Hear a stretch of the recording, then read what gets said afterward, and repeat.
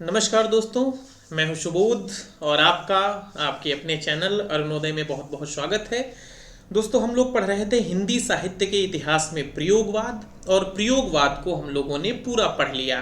तो प्रयोगवाद हम लोगों ने पूरा पढ़ लिया है। आज हम लोग करने वाले हैं प्रयोगवाद पे प्रश्नोत्तरी। तो आज के सत्र में आपके लिए बहुत सारे अच्छे प्रश्न, इंपॉर्टेंट प्रश्न रखे गए हैं। उम्मीद है कि आप जो है प्रश्नोत्तरी के आखिरी तक बने रहेंगे और इन अच्छे प्रश्नों के जो है लाभार्थी बन सकेंगे। तो आज का पहला सवाल आपके लिए ये है कि प्रयोगवाद शब्द के जो है प्रथम प्रयोक्ता कौन है, यानी कि प्रयोगवाद शब्द पहली बार किसने प्रयोग किया। विकल्प के तौर पे आपके पास आचार्य नंद दुलारे वाजपेयी हैं, अज्ञेय हैं, नलिन विलोचन शर्मा हैं और प्रभाकर माचवे हैं। तो इसमें से सही जवाब हो जाएगा आचार्य नंद दुलारे वाजपेयी। इनका एक निबंध है प्रयोगवादी रचनाएं। इनका एक निबंध है प्रयोगवादी रचनाएं। ये इनका निबंध है, कब है? 1944 में है। इस निबंध में इन्होंने सबसे पहले प्रयोगवाद शब्द का प्रयोग किया था। तो ये जो है प्रयोगवाद शब्द के प्रथम प्रयोक्ता माने जाते हैं। दूसरा आपका सवाल ये है कि प्रयोगवादी कवियों को किसने राहों का अन्वेषी कहा है। विकल्प आपके पास अज्ञेय हैं, प्रभाकर माचवे हैं, मुक्तिबोध हैं, नलिन विलोचन शर्मा हैं। आसान सवाल है, आपको आता ही होगा। इसका सही जवाब है अज्ञेय। तार सप्तक की भूमिका में अज्ञेय ने प्रयोगवादी कवियों को राहों का अन्वेषी कहा है और ये कहा है कि ये जो प्रयोगवादी कवि हैं ये किसी एक स्कूल के नहीं हैं, ये एक मंजिल पे पहुंचे हुए नहीं हैं, ये राही नहीं है, बल्कि क्या है? राहों के अन्वेषी हैं। तो ये इसका सही जवाब हो जाएगा अज्ञेय। अब हम बात करेंगे अपने तीसरे प्रश्न की ओर। तीसरा प्रश्न ये है कि प्रयोगवाद के लिए अति यथार्थवादी कविता शब्द का प्रयोग किसने किया है। विकल्प हैं गणपति चंद्र गुप्त, रामस्वरूप चतुर्वेदी, बच्चन सिंह या फिर नामवर सिंह। तो इनमें से आपको बताना है कि प्रयोगवाद के लिए अति यथार्थवादी कविता शब्द का प्रयोग किसने किया। तो इसका सही जवाब हो जाएगा गणपति चंद्र गुप्त ने। चौथा प्रश्न ये है कि चारों सप्तकों में तार सप्तक नहीं, पहला वाला क्या है? तार सप्तक। बाकी दूसरा सप्तक, तीसरा सप्तक, चौथा सप्तक, पहले वाले को सिर्फ क्या बोलते हैं? तार सप्तक बोलते हैं। तो चारों सप्तकों में कुल 3 महिलाएं हैं और ये जो विकल्प दिए गए हैं इनमें से एक वो महिला नहीं है। आपको बताना है कि कौन सी वो महिला नहीं है। विकल्प है शकुंतला माथुर, कीर्ति चौधरी, सुमन राजे और कृपा सेन। तो देखिए, ये जो शकुंतला माथुर हैं ये दूसरे तार सप्तक की कवित्री हैं, ये जो कीर्ति चौधरी हैं ये तीसरे तार सप्तक की कवि हैं और ये जो सुमन राजे हैं ये चौथे तार सप्तक की कवि हैं। लेकिन कृपा सेन का तार सप्तकों से कोई संबंध नहीं है। कृपा सेन जो थी वो अज्ञेय की तथाकथित प्रेमिका थी। बात करते हैं पांचवें प्रश्न की। तो पांचवा प्रश्न ये है कि किस प्रयोगवादी कवि को समष्टि चेतना का कवि कहा जाता है। मुक्तिबोध को, अज्ञेय को, प्रभाकर माचवे को या फिर नरेश मेहता को। तो इसका सही जवाब हो जाएगा मुक्तिबोध को।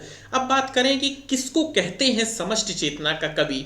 देखिए, जो अपने साहित्य की रचना समाज को केंद्र में रख के करता है, सबको लेके जो है अपने साहित्य की रचना करता है, उसको क्या कहते हैं? समष्टि चेतना का कवि कहते हैं। वहीं पर अज्ञेय को कहा जाता है व्यष्टि चेतना का कवि। अज्ञेय को व्यष्टि चेतना का कवि कहा जाता है। व्यष्टि चेतना का कवि यानी वह कवि जो खुद को केंद्र में रख के रचनाएं करे।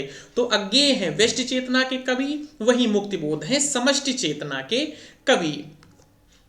अब हम बात करेंगे प्रश्न नंबर 6 की। तो छठा प्रश्न है कि किस कवि को कहानीकार उदय प्रकाश ने कविता का गांधी कहा है। विकल्प आपके पास है भवानी प्रसाद मिश्र, रघुवीर सहाय, कुंवर नारायण और नरेश मेहता। इनमें से आपको बताना है कि किसको कविता का गांधी कहा जाता है। तो इसका सही जवाब हो जाएगा भवानी प्रसाद मिश्र। भवानी प्रसाद मिश्र जो थे वो गांधीवादी विचारधारा से बेहद प्रभावित कवि थे, इसीलिए इनको कविता का गांधी कहा जाता है। अब हम बात करेंगे 7वें प्रश्न की। 7वां प्रश्न ये है कि आंगन के पार द्वार जिसपे अज्ञेय को साहित्य अकादमी पुरस्कार भी मिला था, यह जो है काव्य संग्रह कितने भागों में विभाजित है? तो इसका सही जवाब हो जाएगा ये 3 भागों में विभाजित है, जिसका जो पहला भाग है वो है अंतःसलिला। पहला भाग भैया कौन सा है? अंतःसलिला, ये इसका पहला भाग है। दूसरा भाग इसका हो जाएगा चक्रांत शिला। दूसरा भाग हो जाएगा चक्रांत शिला, और अंतिम और आखिरी भाग इसका है असाध्य वीणा। अंतिम और आखिरी भाग इसका है असाध्य वीणा। तो ये आंगन के पार द्वार, जिसको जो है इसका समय क्या है 1961 है, और ये 3 भागों में विभाजित है। ये इनका जो है काव्य संग्रह। अगला प्रश्न देख लेते हैं। अगला प्रश्न ये है कि प्रयोगवाद को किसने बैठे ठाले का धंधा कहा है? विकल्प आपके पास है नलिन विलोचन शर्मा, गणपति चंद्र गुप्त, नगेंद्र या फिर रामस्वरूप चतुर्वेदी। तो इसका सही जवाब हो जाएगा इनमें से कोई नहीं। प्रयोगवाद को बैठे ठाले का धंधा किसने कहा है? नंद दुलारे वाजपेयी ने कहा है। किसने कहा है? नंद दुलारे वाजपेयी ने जो है प्रयोगवाद को बैठे ठाले का धंधा कहा है। बात करते हैं अगले प्रश्न की। अगला प्रश्न आपसे यह है कि इनमें से कौन सी प्रयोगवाद की प्रवृत्ति नहीं है? अति यथार्थवाद, अतिबौद्धिकता, अहम की भावना, नए प्रतीकों का प्रयोग, या फिर मनोविश्लेषणवाद, या मुक्त और लंबी कविताएं, या फिर लोकहित की उपेक्षा। तो इनमें से आपको बताना है कि कौन सी प्रयोगवाद की प्रवृत्ति नहीं है। तो ये सारी की सारी प्रवृत्तियां जो है प्रयोगवाद की ही हैं। ये सारी विशेषताएं प्रयोगवाद की हैं। बढ़ते हैं अगले प्रश्न की तरफ। अगला प्रश्न अपना ये है कि प्रयोगवाद को व्यक्तिपरक यथार्थवाद, प्रयोगवाद को व्यक्तिपरक यथार्थवाद किसने कहा है? विकल्प है नलिन विलोचन शर्मा, गणपति चंद्र गुप्त, नगेंद्र या फिर रामस्वरूप चतुर्वेदी। तो इसका सही जवाब हो जाएगा गणपति चंद्र गुप्त। गणपति चंद्र गुप्त प्रयोगवाद को क्या कहते हैं? व्यक्तिपरक यथार्थवादी कविता कहते हैं। अब हम अगला प्रश्न देखते हैं। अगला प्रश्न ये है कि प्रयोगवाद के कला पक्ष को शैलीगत विद्रोह किसने कहा है? विकल्प आपके पास हैं बच्चन सिंह, डॉक्टर जगदीश कुमार प्रजापति, नगेंद्र और हजारी प्रसाद द्विवेदी। इनमें से आपको बताना है। तो इसका सही जवाब हो जाएगा नगेंद्र। नगेंद्र जो है प्रयोगवाद के कला पक्ष को क्या कहते हैं? शैलीगत विद्रोह कहते हैं। 12वां प्रश्न अपना ये है, आपको ये बताना है कि इनमें से दूसरे सप्तक के कवि कौन नहीं हैं? रघुवीर सहाय नहीं है, शमशेर बहादुर नहीं है, कि कुंवर नारायण नहीं है, कि शकुंतला माथुर नहीं है। तो ये जो कुंवर नारायण है ये तीसरे सप्तक के कवि हैं। कुंवर नारायण तीसरे सप्तक के कवि हैं। बाकी शेष जो 3 हैं वो दूसरे सप्तक के कवि हैं। अगला प्रश्न आपको यह बताना है कि किस प्रयोगवादी कवि को उसकी किस रचना के लिए साहित्य अकादमी पुरस्कार मिला? तो नरेश मेहता को अरण्या के लिए मिला, रघुवीर सहाय को लोग भूल गए हैं के लिए मिला, और भवानी प्रसाद को बुनी हुई रस्सी के लिए मिला, और शमशेर बहादुर को चुका भी नहीं हूं मैं के लिए साहित्य अकादमी पुरस्कार दिया गया। अगला प्रश्न ये है कि चांद का मुंह टेढ़ा, जिसका समय है 1964, जिसका संकलन श्रीकांत वर्मा ने किया था, इस काव्य संग्रह को एक बड़े कलाकार का स्केच बुक किसने कहा है? विकल्प आपके पास है नगेंद्र, रामस्वरूप चतुर्वेदी, प्रभाकर माचवे या फिर नामवर सिंह।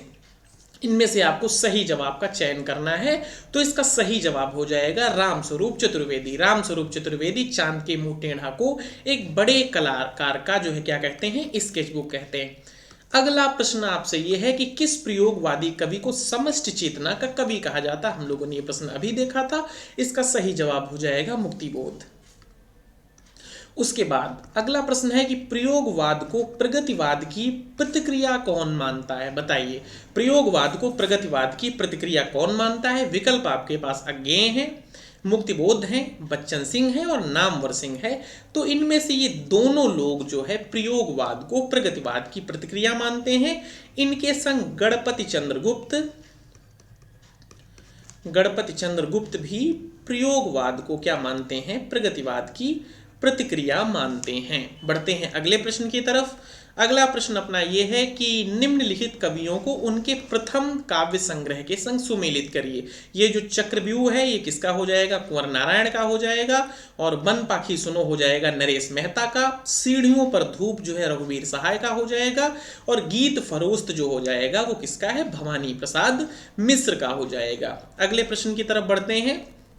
अपना अगला प्रश्न ये है कि आपको एक कथन दिया गया है। कथन क्या है कि वास्तविकता तो यह है कि प्रयोगशील दो ही कवि ठहरते हैं। वास्तविकता तो यह है प्रयोगशील दो ही कवि ठहरते हैं, जिनमें से एक है निराला और दूसरे है शमशेर बहादुर। ये कथन किसका है आपको बताना है। विकल्प आपके हैं मैनेजर पांडे, जगदीश गुप्त, बच्चन सिंह या फिर नगेंद्र। तो इसका सही जवाब हो जाएगा बच्चन सिंह का ये कथन है। बच्चन सिंह कहते हैं कि वास्तविकता तो ये है कि प्रयोगशील सिर्फ दो ही कवि ठहरते हैं, उनमें से एक निराला है और दूसरे शमशेर बहादुर सिंह हैं। अगला प्रश्न अपना ये है कि ये जो प्रेमथ्यु गाथा है ये किस प्रयोगवादी कवि की लंबी कविता है। विकल्प के तौर पे आपके पास कुंवर नारायण है, शमशेर बहादुर सिंह है, धर्मवीर भारती हैं और नरेश मेहता है। इनमें से आपको बताना है कि प्रेमथ्यु गाथा किस प्रयोगवादी कवि की लंबी कविता है। तो इसका सही जवाब हो जाएगा धर्मवीर भारती। बढ़ते हैं अगले प्रश्न की तरफ।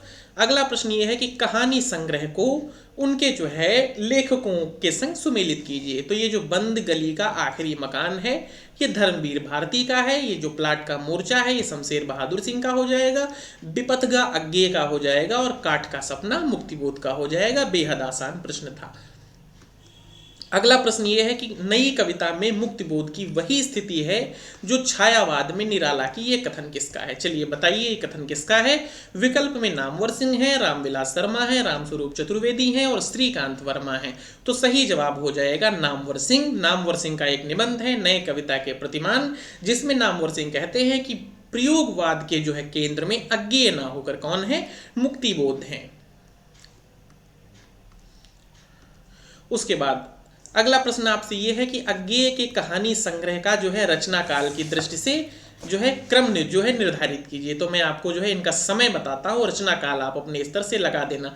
जयदोल जो है इसका समय है 1951, शरणार्थी जो है 1948 में है और विपथगा 1937 में है और ये जो है कोठरी की बात हो जाएगी 1945 में। बढ़ते हैं अगले प्रश्न की तरफ। अगला प्रश्न अपना यह है कि किस प्रयोगवादी कवि को गद्य का जातीय कवि कहा जाता है। विकल्प आपके पास है शमशेर बहादुर सिंह, रघुवीर सहाय, नरेश मेहता, कुंवर नारायण। चलिए इसमें से बताइए कि किसको गद्य का जातीय कवि कहा जाता है। तो सही जवाब हो जाएगा शमशेर बहादुर सिंह। और कहा किसने? रामचंद्र तिवारी ने। रामचंद्र तिवारी ने शमशेर बहादुर सिंह को गद्य का जातीय कवि कहा है।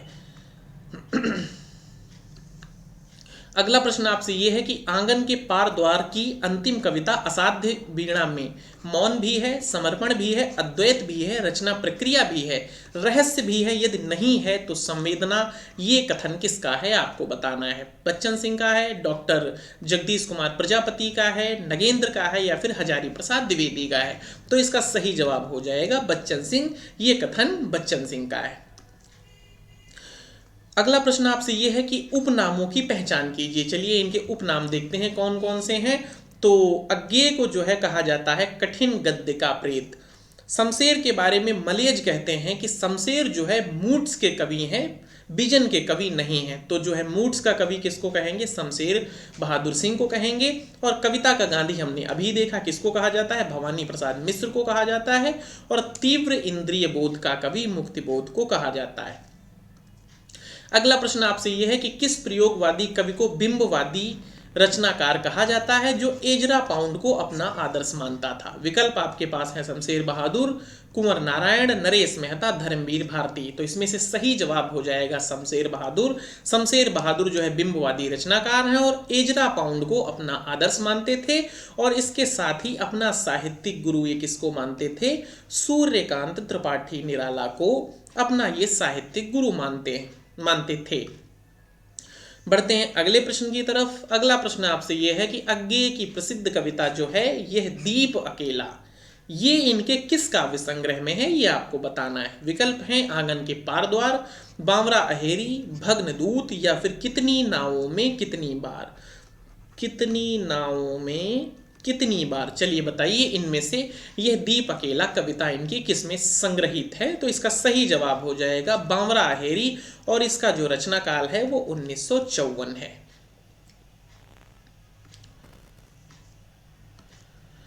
उसके बाद एक कथन आपके पास है।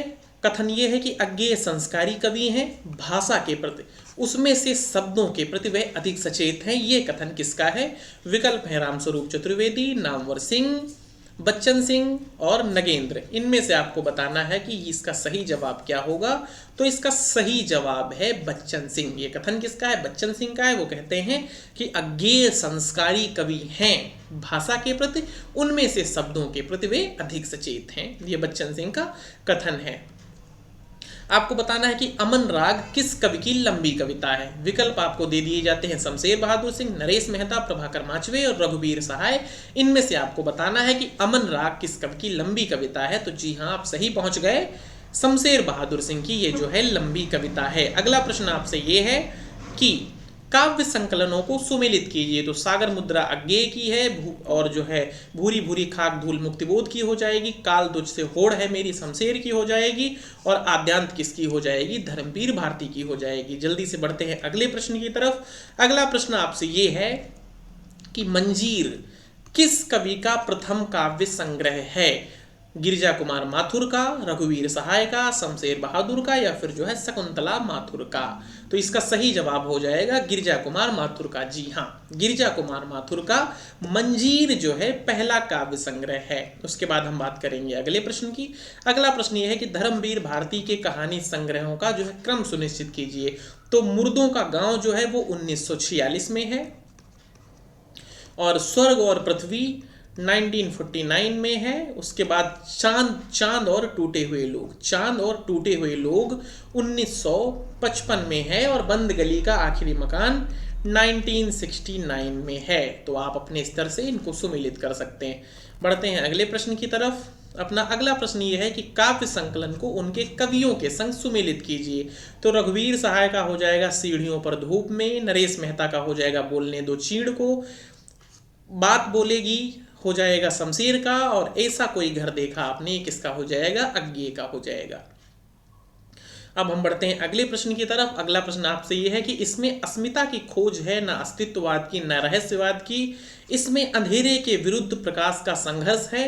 अंधेरे में कविता के बारे में ये कथन किसका है? आपके पास विकल्प है रामस्वरूप चतुर्वेदी, नामवर सिंह, बच्चन सिंह और नगेंद्र। तो इसका सही जवाब हो जाएगा बच्चन सिंह। अगला प्रश्न आपसे यह है कि मुक्तिबोध की कविता में प्रयोगवाद और प्रगतिवाद, प्रयोगवाद और प्रगतिवाद, बच्चन सिंह की कविता में प्रयोगवाद और प्रगतिवाद का रासायनिक मिश्रण है। वह एक ही साथ प्रयोगवादी भी हैं और प्रगतिवादी भी हैं। ये प्रमुख कथन किसका है? ये तो इंपॉर्टेंट कथन है आपके लिए, ये इंपॉर्टेंट कथन है, और किसका है आपको बताना है। रामस्वरूप चतुर्वेदी का है, नामवर सिंह का है, बच्चन सिंह का है, या फिर नगेंद्र का है। तो इसका सही जवाब हो जाएगा, ये कथन है बच्चन सिंह का। बढ़ते हैं अगले प्रश्न की तरफ। अगला प्रश्न आपसे यह है कि समाज के हित में जैसे क्रांति की सतत प्रक्रिया काम में है, वैसे ही रचना के हित में प्रयोग की भी सतत प्रक्रिया काम में है। ये कथन आपको बताना है किसका है। विकल्प है रामस्वरूप चतुर्वेदी, विजय देव नारायण शाही, नगेंद्र या फिर बच्चन। तो इसका सही जवाब हो जाएगा रामस्वरूप चतुर्वेदी। अपने हिंदी साहित्य के संवेदनात्मक इतिहास में लिखते हैं कि समाज के हित में जैसे क्रांति की सतत प्रक्रिया काम में है, वैसे रचना के हित में प्रयोग की। तो ये इसका सही जवाब हो जाएगा रामस्वरूप चतुर्वेदी। उसके बाद 37 नंबर का प्रश्न ये है कि प्रयोगवादी काव्य जहां अपनी शैली तथा रूप विधान में अतिवैयक्तिक हो जाता है, वहां अपनी भावना में जनवादी। इसमें आपको बताना है ये कथन किसका है। ये भी जो है इंपॉर्टेंट कथन है। कथन क्या है कि प्रयोगवादी काव्य जहां अपनी शैली तथा रूप विधान में अतिवैयक्तिक हो जाता है, वहां अपनी भावना में जनवादी। तो विकल्प आपके पास है धर्मवीर भारती, निराला, बच्चन सिंह और सुमित्रा नंदन पंत। तो यही इसका सही जवाब हो जाएगा। ये कथन किसका है? सुमित्रा नंदन पंत का है। अगले सवाल की तरफ बढ़ते हैं। आपको बताना है कि ये जो बाघ है ये किसकी लंबी कविता है। विकल्प हैं केदारनाथ सिंह, सर्वेश्वर दयाल सक्सेना, मदन वात्स्यायन और विजय देव नारायण शाही, ये तीनों ये जो है चारों तीसरे सप्तक के जो है कवि हैं। इनमें आपको बताना है कि बाघ किस कवि की जो है लंबी कविता है। तो सही जवाब हो जाएगा केदारनाथ सिंह, ये जो है केदारनाथ सिंह की जो है लंबी कविता है। उसके बाद आपको बताना है समय देवता। समय देवता किस कवि की लंबी कविता है? नरेश मेहता, रघुवीर सहाय, कुंवर नारायण, शमशेर बहादुर। आपको बताना है कि समय देवता किसकी लंबी कविता है। तो इसका सही जवाब हो जाएगा नरेश मेहता, ये नरेश मेहता की लंबी कविता है। प्रश्न नंबर 40 आपसे यह है कि किसने प्रयोगवाद का मूल आधार वैयक्तिकता यानी प्राइवेसी को माना है? विकल्प आपके पास हैं बच्चन सिंह, नगेंद्र, नामवर सिंह, रामस्वरूप चतुर्वेदी। तो इसका सही जवाब हो जाएगा बच्चन सिंह। अगला प्रश्न यह है कि तीसरे सप्तक के किस कवि को मुक्तिबोध ने पीड़ित विवेक चेतना का कवि कहा है? तो इसमें से आपको बताना है कि किसको जो है मुक्तिबोध ने पीड़ित विवेक चेतना का कवि कहा है। तो इसका सही जवाब हो जाएगा कुंवर नारायण सिंह। अगला प्रश्न आपसे है कि तार सप्तक को अजायब घर की संज्ञा देने वाले विद्वान कौन से हैं? चलिए बताइए कि तार सप्तक को अजायब घर गणपति चंद्र गुप्त ने कहा, हजारी प्रसाद द्विवेदी ने कहा, नामवर सिंह ने कहा या फिर विश्वनाथ प्रसाद ने कहा। तो ये जो है हिमायत करने वाले हैं गणपति चंद्र गुप्त। इन्होंने जो है तार सप्तक को अजायब घर की संज्ञा दी है। प्रश्न नंबर 44 आपसे यह है कि मैं अपनी एक मूर्ति बनाता हूं और एक ढाहता हूं और आप कहते हैं कविता की है। यह कथन दूसरे सप्तक के किस कवि का है? तो यह कथन हो जाएगा रघुवीर सहाय का। रघुवीर सहाय अपने बारे में कहते हैं कि मैं अपनी एक मूर्ति बनाता हूं और एक ढाहता हूं और आप कहते हैं कि मैंने कविता की है। तो ये जो है रघुवीर सहाय अपने बारे में कहते हैं। अगला प्रश्न आपसे यह है कि आत्महत्या के विरुद्ध किसका काव्य संग्रह है? आत्महत्या के विरुद्ध किसका ये जो है रघुवीर सहाय का जो है काव्य संग्रह हो जाएगा। बात करते हैं अगले प्रश्न की। तो अगला प्रश्न है कि रघुवीर सहाय किस काव्य संग्रह में आपातकाल से संबंधित कविताएं लिखते हैं? आपके पास विकल्प हैं हंसो हंसो जल्दी हंसो, आत्महत्या के विरुद्ध, लोग भूल गए हैं, कुछ पते और कुछ चिट्ठियां। इनमें से आपको बताना है कि रघुवीर सहाय का वह कौन सा काव्य संग्रह है जिसमें वो जो है आपातकाल से संबंधित कविताएं करते हैं। तो इसका सही जवाब हो जाएगा हंसो हंसो जल्दी हंसो। अगला प्रश्न आपसे यह है कि यहां से देखो संग्रह की कविता क्या है? अच्छा ठीक है, इस प्रश्न को जरा समझते हैं। यहां से देखो ये जो है एक काव्य संग्रह है, इसमें एक कविता है। कविता क्या है कि यह पंक्तियां किसकी हैं? अब देखिए एक कविता क्या है, रामचंद्र शुक्ल का निबंध है, लेकिन एक कविता क्या है, एक कविता है। तो आपको पहली बात तो ये बताना है कि ये कविता है किसकी, और ये कविता जिसकी भी हो उसके यहाँ से देखो काव्य संग्रह में जो है संकलित है। और उसमें जो ये लाइनें आई हैं कि मैंने जब भी सोचा मुझे रामचंद्र शुक्ल की मूछें याद आई, मूछों में दबी बारीक हंसी के पीछे कविता का राज, कविता के राज पर हंसती हुई मूछें। तो आपको ये प्रश्न समझ में आया होगा कि यहाँ से देखो में एक कविता संकलित है, कविता क्या है और उसमें ये लाइनें हैं, ये संग्रह किसका है। विकल्प आपके पास हैं केदारनाथ सिंह, सर्वेश्वर दयाल सक्सेना, कुंवर नारायण, विजय देव नारायण शाही। तो इसका सही जवाब हो जाएगा केदारनाथ सिंह। ये जो कविता क्या है, कविता क्या है, अगर बात करें ये निबंध किसका है तो रामचंद्र शुक्ल का है। और अगर बात करें कि ये कविता किसकी है, ये केदारनाथ सिंह की कविता है, जिसमें वो कहते हैं कि मैंने जब भी सोचा मुझे रामचंद्र शुक्ल की मूछें याद आई, मूछों में दबी बारीक हंसी के पीछे कविता का राज और कविता के राज पर हंसती हुई मूछें। तो ये जो है केदारनाथ सिंह की पंक्तियां हैं। बढ़ते हैं अगले प्रश्न की तरफ और अब हम लोग करने वाले हैं PYQ यानी प्रीवियस ईयर क्वेश्चन। जो विगत वर्षों में सवाल पूछे गए हैं उन पे जरा है एक दृष्टि डाल लेते हैं जरा सा। तो प्रश्न ये है कि निम्नलिखित काव्य ग्रंथों को उनके कवियों के संग सुमिलित कीजिए। तो आत्मजयी किसका है, कुंवर नारायण का हो जाएगा। धरती किसका हो जाएगा, त्रिलोचन का हो जाएगा। आंगन के पार द्वार किसका हो जाएगा, अज्ञेय का हो जाएगा। और धूप के धान जो हो जाएगा वो गिरिजा कुमार माथुर का हो जाएगा। अगला प्रश्न ये है जो आपसे पहले पूछा भी गया है पहले की परीक्षाओं में, झांकियां निकलती हैं ढोंग और विश्वास की, बदबू आती है मरी हुई बात की, इस हवा में अब नहीं डोलेंगे, डोलूंगा नहीं नहीं खिड़की नहीं खोलूंगा। ये पंक्तियां किसकी हैं? प्रभाकर माचवे की, नरेश मेहता की, भरत भूषण अग्रवाल की, या फिर सर्वेश्वर दयाल सक्सेना की। तो ये पंक्तियां किसकी हैं? सर्वेश्वर दयाल सक्सेना की हैं। अगला प्रश्न आपसे यह है कि कवियों को उनकी कृतियों के संग सुमेलित कीजिए। तो आपको जो है कवियों को उनकी कृतियों के संग सुमेलित करना है। तो आत्मजयी मैंने आपको अभी बताया किसकी हो जाएगी, जो है कुंवर नारायण की हो जाएगी। संशय आत्मा जो हो जाएगी वो जो है ज्ञानेन्द्रपति की हो जाएगी। और जो है अकाल में सारस जो हो जाएगी वो हो जाएगी केदारनाथ सिंह की। और अग्निलीक जो हो जाएगी वो भरत भूषण अग्रवाल की हो जाएगी। बढ़ते हैं अगले प्रश्न की तरफ। अगला प्रश्न अपना ये है कि निम्नलिखित काव्य छंदों को उनके प्रयोक्ताओं के संग सुमेलित कीजिए। मतलब किस कवि ने किस छंद का प्रयोग किया हिंदी में पहली बार, आपको इसका सही जवाब देना है। तो सोनेट को सबसे पहली बार त्रिलोचन ने प्रयोग किया। तो सोनेट के प्रथम प्रयोक्ता कौन है? त्रिलोचन है। इसीलिए त्रिलोचन का एक उपनाम भी है सोनेट का कवि। हाइकू के प्रयोक्ता है अज्ञेय, सवैया जो है गया प्रसाद शुक्ल, और कवित्त जो है हरिऔध। नंबर 53 की, जिसमें है निम्नलिखित पंक्तियों को उनके कृतियों के संग सुमेलित करना है। तो अब अभिव्यक्ति के सारे खतरे उठाने होंगे। ये जो है मुक्तिबोध की अंधेरे में कविता से ली गई पंक्तियां हैं। उसके बाद हंस पड़ा गगन का वह शून्य लोक, ये जो है कामायनी की पंक्तियां हैं। और स्थिर समर्पण है हमारा, ये जो है नदी के द्वीप, अज्ञेय के नदी के द्वीप की पंक्तियां हैं। और आप अपने उगाम में, ये जो है निराला के कुकुरमुत्ता की जो है पंक्तियां हैं। बढ़ते हैं अगले प्रश्न की तरफ। तो अगला प्रश्न आपसे ये है कि निम्नलिखित पंक्तियों को इनमें भी जो है उनके कवियों के संग सुमेलित करना है। तो जो है मैं बसंत का अग्रदूत, ये जो है निराला की हो जाएंगी। और तुम पत्थर जोड़ रहे हो, वह पत्थर जोड़ रहे हैं, तुम सपने जोड़ रहे हो, ये जो है नागार्जुन की पंक्तियां हो जाएंगी। और कितना अकेला मैं इस समाज में, ये रघुवीर सिंह की पंक्तियां हो जाएंगी।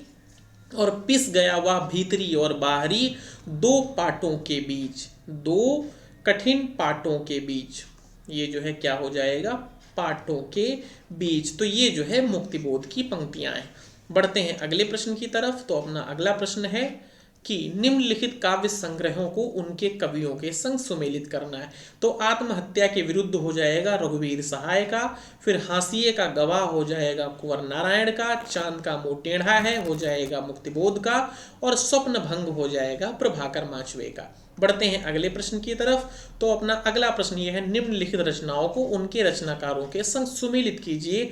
तो एक पतंग अनंत में हो जाएगा अशोक वाजपेयी का, यहां से देखो हो जाएगा केदारनाथ सिंह का, बात बोलेगी हो जाएगा शमशेर बहादुर सिंह का, और आत्मजयी हो जाएगा कुंवर नारायण का। अगला प्रश्न आपसे यह है कि निम्नलिखित में से कौन सा काव्य संग्रह शमशेर बहादुर सिंह का नहीं है? कुछ कविताएं या फिर कुछ और कविताएं, आज और अभी, काल तुमसे होड़ है मेरी। तो ये तीनों काव्य संग्रह जो है शमशेर बहादुर सिंह के हैं, लेकिन ये वाला शमशेर बहादुर सिंह का नहीं है। बात करते हैं अगले प्रश्न की। तो अपना अगला प्रश्न हो जाएगा निम्नलिखित में से कौन से अज्ञेय के काव्य हैं? तो भग्नदूत और ये जो है चिंता, ये जो है अज्ञेय के हो जाएंगे। आत्मा की आंखें जो है दिनकर का है, आत्मा की आंखें दिनकर का काव्य संग्रह है। और आत्महत्या के विरुद्ध रघुवीर सहाय का काव्य संग्रह है, रघुवीर सहाय का काव्य संग्रह है। उसके बाद बढ़ते हैं अगले प्रश्न की तरफ। तो अगला प्रश्न अपना ये है कि सूची 1 को सूची 2 के संग सुमेलित करना है। तो इसमें जो है रघुवीर सहाय की हो जाएगी आत्महत्या के विरुद्ध, केदारनाथ सिंह की हो जाएगी जमीन पक रही है, कुंवर नारायण की हो जाएगी जो है आत्मजयी, और सर्वेश्वर दयाल सक्सेना की हो जाएगी काठ की घंटियां। बढ़ते हैं अगले प्रश्न की तरफ। तो अपना अगला प्रश्न है कि असंगत युग्म का चयन कीजिए, इसमें से कौन से असंगत हैं? भरत भूषण अग्रवाल तार सप्तक के कवि हैं, तो ये तो बिल्कुल सही हो जाएगा। सर्वेश्वर दयाल सक्सेना दूसरे तार सप्तक के हैं, ये गलत हो जाएगा। सर्वेश्वर दयाल सक्सेना तीसरे सप्तक के कवि हैं। विजय देव नारायण शाही तीसरा सप्तक बिल्कुल सही, और सुमन राजे चौथा सप्तक बिल्कुल सही। तो ये जो है आज के आपके प्रश्न हैं। उम्मीद करते हैं आपको समझ में आए होंगे और पसंद आए होंगे। अगर क्लास आपको पसंद आई हो